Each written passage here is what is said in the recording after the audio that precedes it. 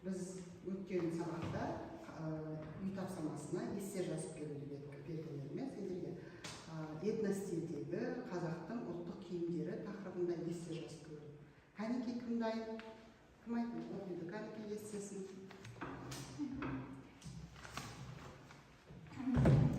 Қазақ халқының ұлттық киімдері. Қазақ халқының киімдері киім үлгілері. Этникалық және экономикалық және климаттық жағдайларды ескеріліп, ежелгі дәстүрлер бойынша тігілген. Қазақтарда ішкі, сырттық, сұлулық, біркиер және сәндік және кейбірінде салтанат бар киімдері болады. Біркиер киім деп қымбат маталардан әшекейленіп тігілген, той сапарға, думандарға, жиындарға барғанда, жансебелі сапарға шыққанда киетін сәнді киімдерді атаған. Қазақ салтында ер жігіт еске түсерде, соғысқа барғанда киімдердің ең жақсысы таңдалусын киген. Ішкі киімдер деп көйлек, желекке, газеке, сырт киімдерге шапан, күпі, кеуше, тон, шидем, сұлулық киімдерге шекпен, қаптал, шапан, кебене киінеді. Сырттық киімдерге осылардың көбісі жатады. Киім мәутізден, жүн және жібек матадан, киізден, аң терісінен тігіліп отырған. Қазақтар құланның, ақ бөкеннің, жолбарыстың, жанаттың, бұлғаның, сусардың, ақ тышқанның терілерімен ерекше қымбат бағаланады. Бұл аңдарында терілерін тондар тігілді. Астарына құнды, аң терісінен салынған тон, ішік деп аталған киімдерді тікті. Келесі эссе. Қазақтың ұлттық киімдері. Ең әдемі киім ұлтымның киімі деген ұлы адамдар. Қазақ халқының ұлттық киімдері түрі де үлгісі де еш халықтан кем болған жоқ. Оның көркем үлгілері әлемнің этнографиялық мұражайлары мен көрмелерінде орын алған. Ұлт мәдениетінде бағалы киімдер сый-сияпат, дипломатиялық қатынастарда ескерткіш белгі ретінде жүрген. Ат, шапан сыйлау құрметтеудің көрінісі деп бағаланған. Ертеде халық шеберлері қазақтың болмысына тән киген ыңғайлы әртүрлі киім үлгілерін жасалған. Келесі.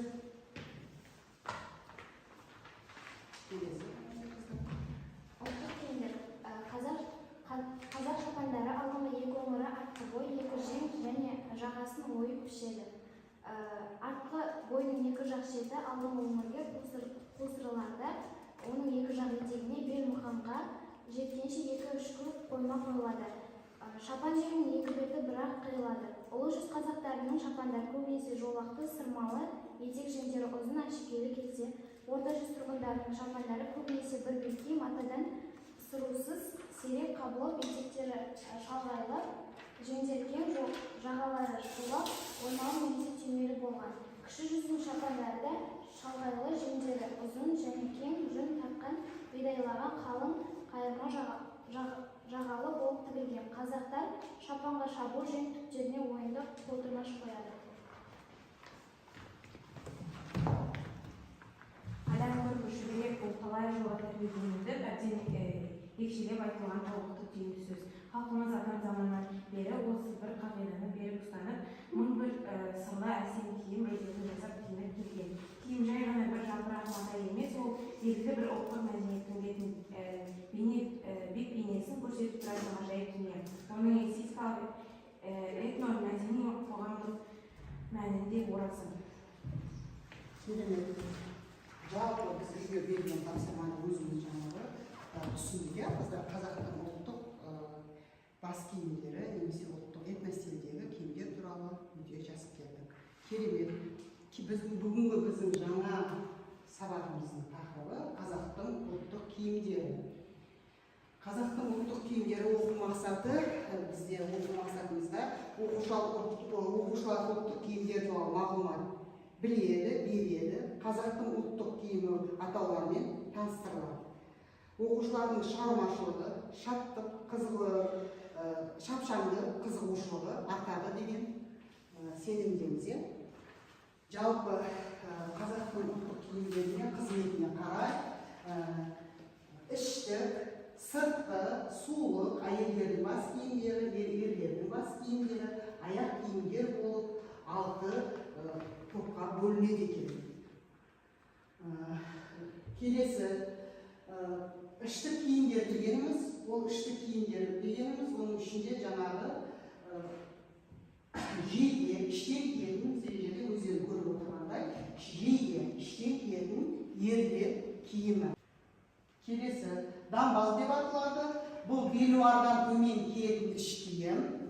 дамбалдың ауына жүріп тұруға ыңғайлы болу үшін үшкіл деп аталатын қиықша қосып салған, ышқырына ызып бау таққан дамбал ауы қазақтың көшпенді тұрмысына, атқа мініп түсуге, малдас құрып отыруға бейімделіп кең етіп тігілген.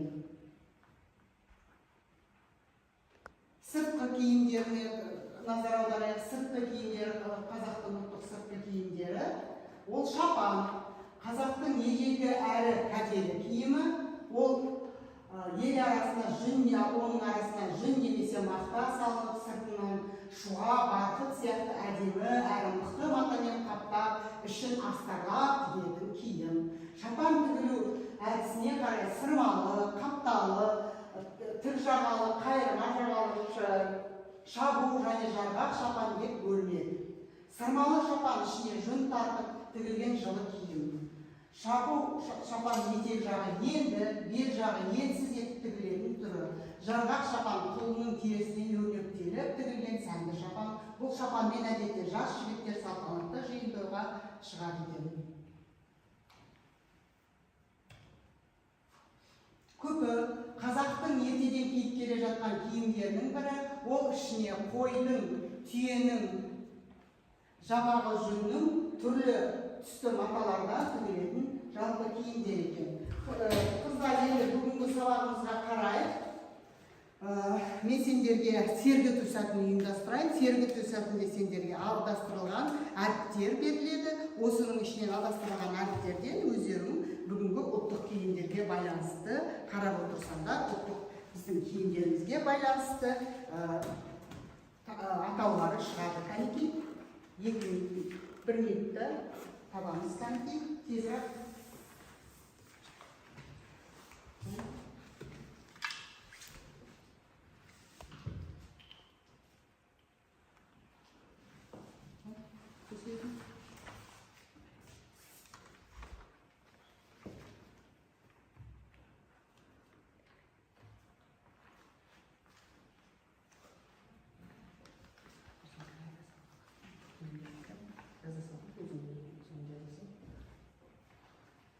Болдық па? Кәнекей, болғандарыңыз белгі береміз.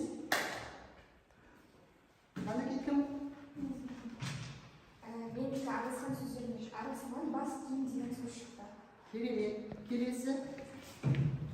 Менікінен сәукелет деген бас киімнің атауы шықты.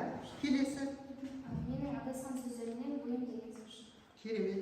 Сенен? Менің араласқан сөздерінен киіз үй деген сөз шықты. Киіз үй деген сөз шықты. Келесі?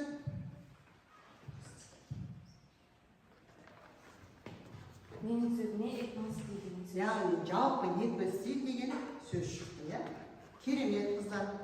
Жалпы біз қазақтың ұлттық киімдерімен, біз жаңағы бас киімдерімен, оның ішіндегі жаңағы өздеріңе көрсеткендей ішкі киімдер, сыртқы киімдер, жаңағы 6 бөлікке бөлетінін біз бүгінгі сабақта түсіндік. Енді қыздар, біз сол жаңағы бас киімнің нобайларын сыздық, бас киімнің пішігін жасадық. Енді қазақтың ұлттық жаңағы нымшасын тігу барысында жаңағы жұмыс жасаймыз. Сол бойынша нымшаны өздерінің қалаған, мысалға мен жаңағы тігінші немесе дизайнер болған жағдайда қандай жаңағы модельде өзіме қажетті нымша тігер едім. Нымша дегеніміз жилетке, өздеріне камзол немесе сол бойынша жақсылап тапсырманы суретті саламыз. Сол нымшаның суретін саламыз немесе камзолдың суретін саламыз. Өздеріне ұнаған қазақтың ұлттық киімдерін сала отырып, өзімізге қажетті бұйымдарды жасаймыз.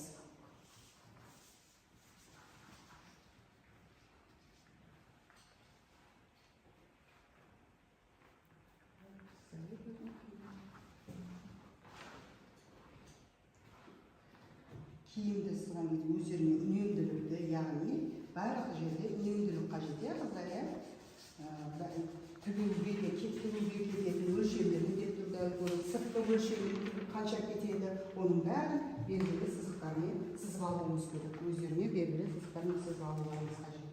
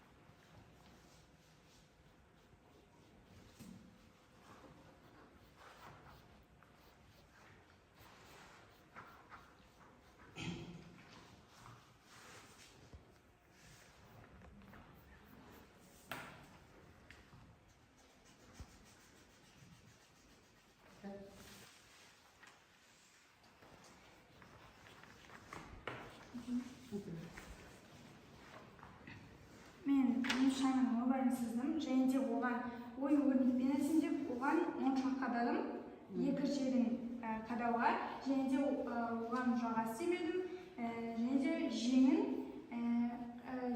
қысқарақ қылдым. Жеңін қысқарақ қылдым және де оған қалта сыздым.